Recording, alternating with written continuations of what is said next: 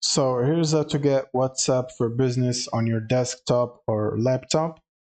First, you want to open your browser and then type WhatsApp Business Online, and then click on the first link. Now from this page, you'll either need to log in with QR code or log in with a phone number. But first you will need to download the WhatsApp app on your phone for the QR code to work. So in order to use the QR code, you will need to open WhatsApp on your phone. So I'm going to show you how you do it. First, you want to open WhatsApp on your phone.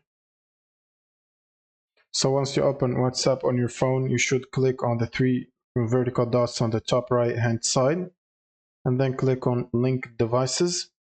Now you want to click on Link a Device, and then authorize your code, and then click on OK. Just scan the QR code and then allow the camera. Click on Allow while using the app. And now it should open the camera to scan the QR code on your website on the desktop.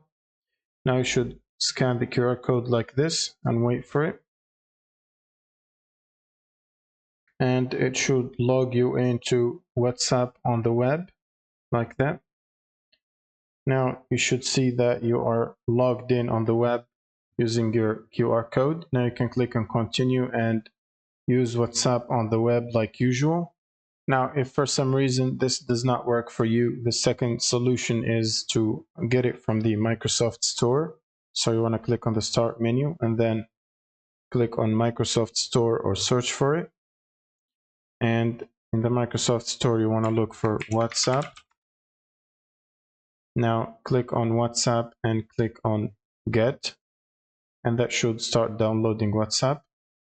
Now once the download is complete, you can press open, and this should work the same way as Business WhatsApp. Now we want to click on Get Started, and you should do the same steps. Open your WhatsApp in your mobile device, and then click on the three vertical dots, and then click on Link Devices, and then scan the QR code, or you can also log in with a phone number, and that should log you back into WhatsApp on your desktop or PC.